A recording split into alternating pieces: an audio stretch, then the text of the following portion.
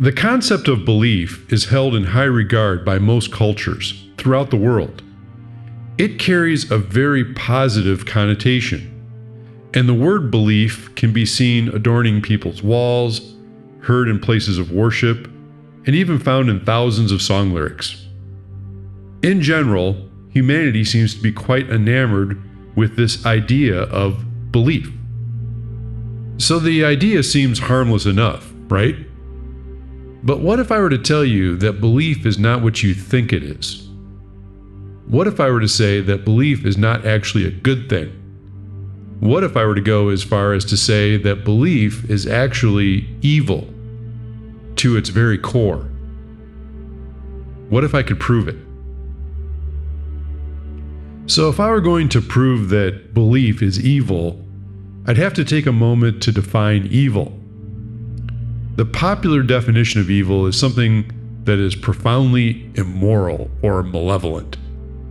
So many might say, okay, well, define profoundly immoral or malevolent. This demonstrates one of the fundamental traps built into the human experience: the language itself. From the root word languish, the language is actually designed to create a relativistic relationship between ideas and concepts.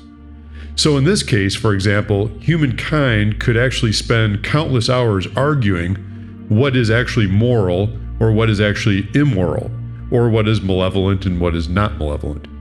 And there are literally millions of other examples of these dualities that have us spinning our wheels, or in other words, have us languishing. But the idea of language being a trap is a discussion for another time. So here's a definition for evil that I think has a universal foundation, one that most of us could probably agree on. Evil is anything that causes or endorses the harming of another living being, or the harming of the creation itself. Now, using this definition, one can easily make an evidence-based claim as to whether or not a certain action is harmful or whether it is not harmful. In other words, whether it is evil. So what exactly is the basis for evil? Or what is the impetus for evil? Where does it come from? What does it look like? Well, some people may say it's violence, or it's greed, or it's bad intentions. And while all of these examples are true, I think the real foundation for evil is actually deception. Because all evil begins with a lie. So here are some examples.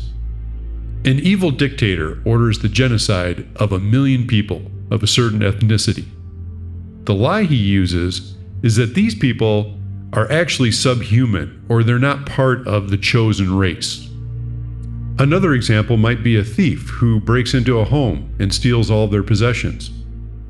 The lie that he uses is that he should be able to take their stuff, because they have too much and he has too little. Or how about a manufacturer that is dumping millions of gallons of toxic waste into the ocean? The lie that they would use is that the corporation can't possibly use environmentally friendly, costly methods of disposing of the waste, otherwise it would be unprofitable. So what do these examples have to do with belief? Well, here's the problem. The power of evil does not exist in the lie itself. Rather, the power of evil exists in the belief of the lie. Think about it. The lie itself has absolutely no power. It is not until the lie is believed that the lie can actually be manifested into creation. So once the lie takes root in a believer's mind, they will then be able to generate action, or in some cases inaction, that's necessary to see that this lie actually becomes real. It is at this point when the lie changes from just being a bad idea to actually being manifested in our world. But not all lies or deceptions are these obvious and ugly displays of unadulterated evil like the ones I gave earlier. If that were the case, people with intent on evil agendas wouldn't get a whole lot accomplished, because the people that they're trying to deceive would eventually realize, hey, I think we're harming ourselves. So these lies must be delivered in a manner in which they appear good, even though their long-term goals are for evil. And this is how evil uses belief to accomplish its plans. Belief is designed to cause the individual to accept information that they have not actually vetted or discerned to any meaningful degree. In other words, the individual relies on the so-called expert or the authority to do most of the thinking for them. Once this expert or authority presents a plausible statement or a theory, now notice I said plausible and not necessarily true, the believer takes the rest of it on pure faith. This information is now stored on the individual's mental hard drive as a fact. And with these so-called facts, the believer will go out into the world and manifest all sorts of actions and inactions based on these beliefs. Whether these beliefs are actually true, partially true, or even if these beliefs are utter lies. So now multiply this process times 7 billion humans. But mix it up a little bit. Tell some of the people one lie while telling some neighboring people a different lie. Sounds like the basis for conflict, doesn't it? How about presenting the lies through all sorts of systems of indoctrination? Why not even make some of these systems mandatory, like schooling or churches or governments or financial institutions? Or let's make the lies fun and present them through movies or television or other forms of entertainment. Ultimately, the reason this works so well is because the human grows up in a world where it's told it cannot really know everything, or in some cases it's told that it cannot know anything. Essentially, this is what we would call nihilism. Basically, everyone is walking around believing all sorts of things, but never really knowing anything. The human is programmed its entire life to be a chooser, not a thinker. Choosers believe. Thinkers, however, strive to know. And it starts really early in life, with multiple choice questions in school, for example. Eventually, the human ego becomes totally enamored with how great of a chooser it is. It never really realizes that it actually doesn't know anything. It never realizes that many times what it has actually chosen is just a lesser of multiple evils. Even more insidious, the human is also programmed to be a memorizer. And memorizers become completely infatuated with all the data that they call facts, never realizing that they've never really personally vetted or tested most of the information themselves. Notice how these choosing skills and memorization skills satiate the ego. So much so that the individual becomes so confident with their mental library of misinformation that they're willing to teach it to others and to use it for stature and position in the culture at large, where they compete with others with the same mind infection. And this is where we find ourselves today. Evil has this undeniable global grasp on humankind because humankind is actually drunk on belief. And the reason for this may surprise most people. Belief exposes another serious weakness in the human spirit, which is laziness of the mind or laziness of the spirit.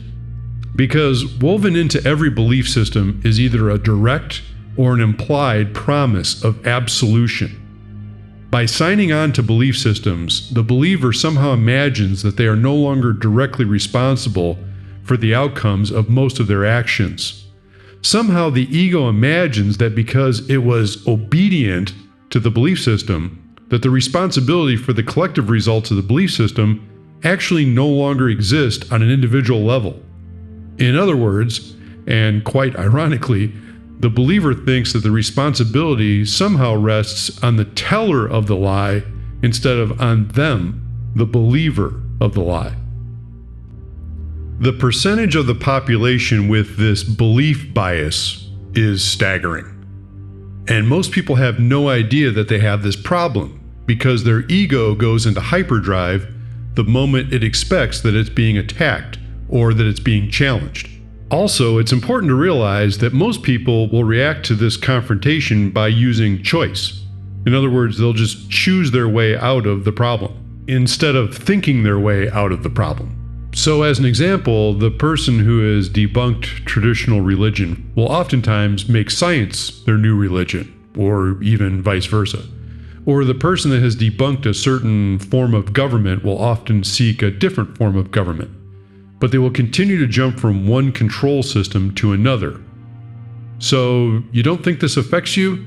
Let me list the most popular belief systems of our day, and you are probably going to object to some of these. Now, I've covered some of these in past videos, and I'll probably cover the others in future videos, but let me list some out here real quick. Government, which is the cult of authority, basically. Or money and banking, which is the cult of abstract measurement and materialism. Of course, there's traditional religion, which is the cult of denying one's own divinity. And then there's scientism, or the non-scientific sciences. These are the cult of theories. So why does evil work this way? The answer is simpler than you might expect. To understand why evil works this way, one must realize what humans actually are. We are co-creators. We create, that's what we do. And programmed into us from our origins was a desire to live and let live, to do unto others as if we were doing it to ourselves, to cooperate with each other. And if that program is carried out, the result is paradise, basically, or heaven, as some people would call it. But evil knows our abilities better than we do, and as a result, this energetic force that we call evil is using humankind to create instead its version of heaven. Now, we might know its version of heaven by a very different name. We call it hell. Look around you. The entire basis for the human condition is tied to authorities and hierarchies. These are small groups of people or individuals that are controlling billions of souls with threats of force, punishment, violence, deprivation, fear. Small numbers of people broadcasting their lies to billions of souls, and then those souls putting those lies into action, or in some cases into inaction, all according to the programming that they are receiving. Now, I think there's still enough active consciousness in this plane of existence for us to reverse the tide. But one thing must change now. We must become knowers and not believers. We must reclaim our minds and take our position as active and conscious co-creators. We must cease being passive and willing co-conspirators in the web of lies that is destroying humanity and this plane of existence, all because we're too afraid to step into our consciousness. Ultimately, we need to realize that concepts like belief and obedience were specifically designed as a weapon against us because they knew what our weaknesses were.